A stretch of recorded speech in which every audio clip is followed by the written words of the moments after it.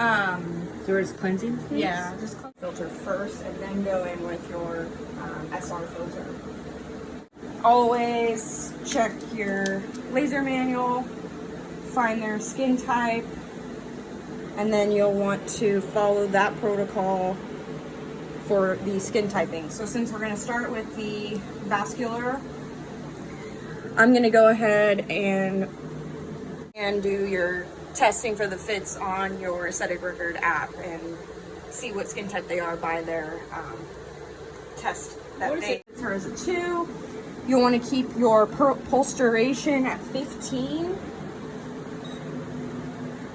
The higher you go, the less aggressive it'll be. And then we're gonna keep the pulse train at about a 5 or a 1 for fits 2. For fits 3, you'll want to keep it at a 10 or a 5. Fits 4, always keep it at a 15. The higher number you go, the less aggressive it'll be. So I usually like to stay in this range, about 10 and 5. I usually never go to 1. And I think that's safer. Alright, so that's set.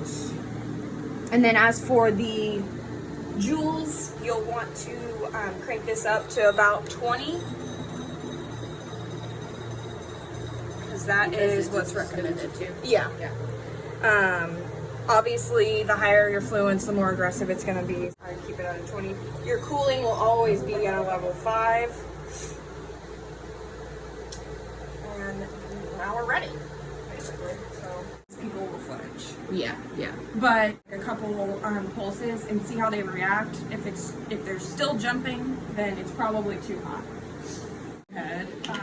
This is the hardest area because crystal tip needs to be completely flat on the skin. You can't have anything lifted off of the skin. It could cause a burn. So if you are trying to get over those curves of the forehead area, you'll want to use your stick to cover the area that is lifted. As you can see, this corner is flat on one end, and then that other side you'll want to cover with a stick, and that's how you'll pulse. Okay. Good tip.